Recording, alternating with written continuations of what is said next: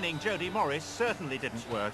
He was at the centre of a scuffle in a pre-season friendly at Burnley.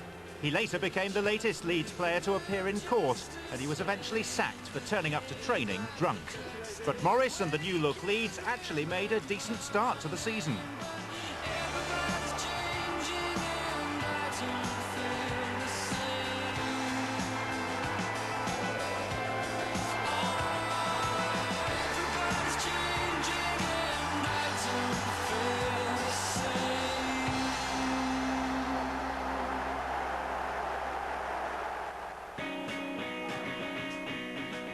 After an encouraging draw with Newcastle on the opening day, their first win came a couple of weeks later at Middlesbrough. But soon things were looking pretty dire for Peter Reid's side. They conceded 10 goals without reply in their next 3 games.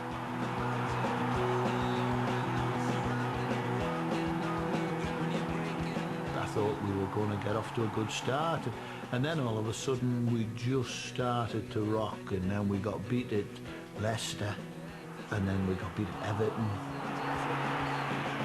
You know, places that Leeds United shouldn't be losing so heavily to, and it was quite obvious then that things were beginning to fall apart.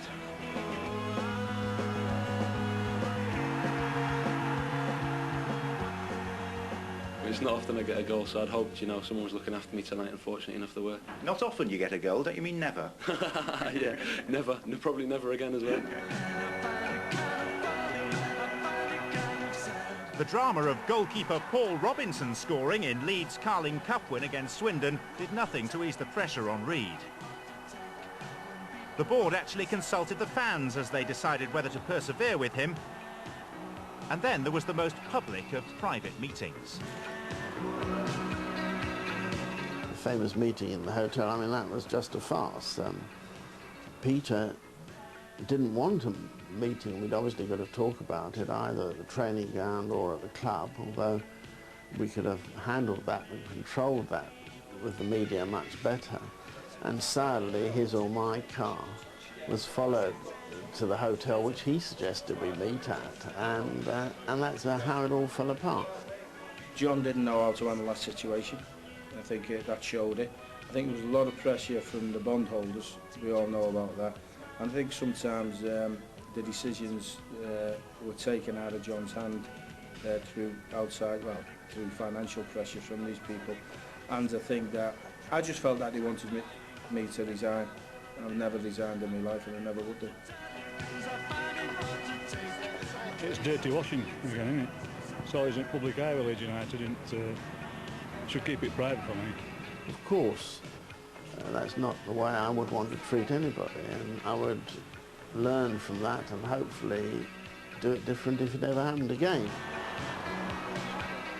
The whole embarrassing affair won Reid's sympathy and support amongst the fans, and the side responded with a win against Blackburn. But a month later, Reid was out of a job and at rock bottom. Do these want me to break down and cry here or what? Stay still, please. In 5, 4, 3, 2.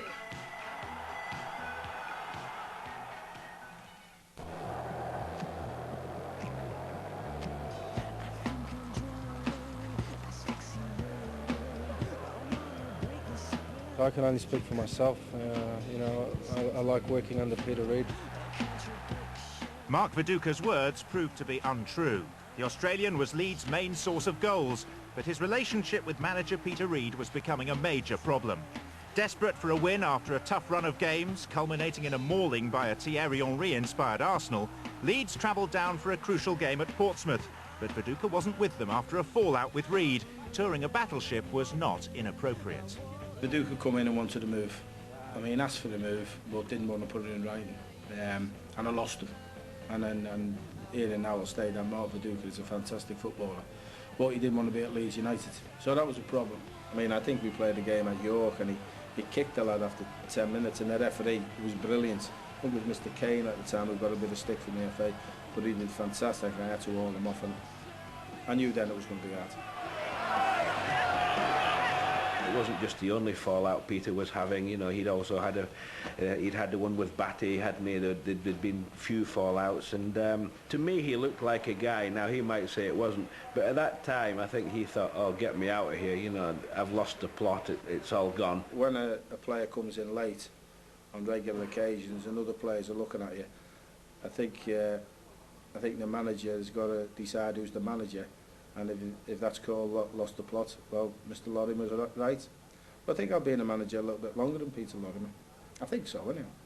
I think on that side it was up to the manager, to be honest, to really clamp him down, to be honest, just to make sure that he disciplined him well. But I think they did get him to a point where I think he realized that, you know, even the team needs him more, and he needs to be, especially with the young players at the club, to be an exemplary. So the situation was difficult for us. You know, we were right down at the bottom, and we need everybody together. You know, we don't want players pulling all different directions.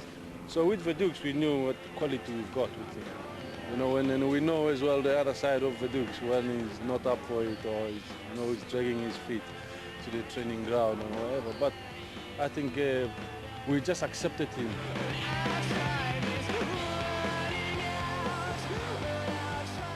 With only 8 points taken from the first 12 league games, Reid was sacked after a 6-1 hammering at Portsmouth.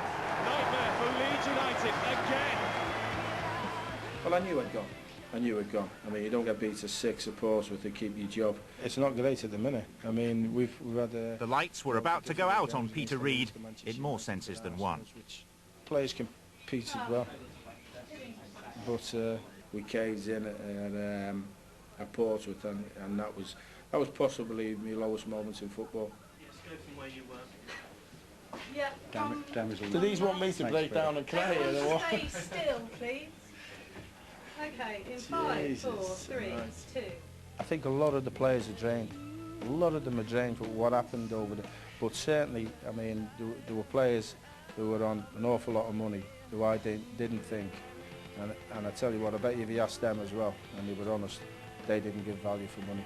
I just thought there was a malaise about the place and a defeatist attitude, and I couldn't shake it out of them. And that was my job, but unfortunately I couldn't do it.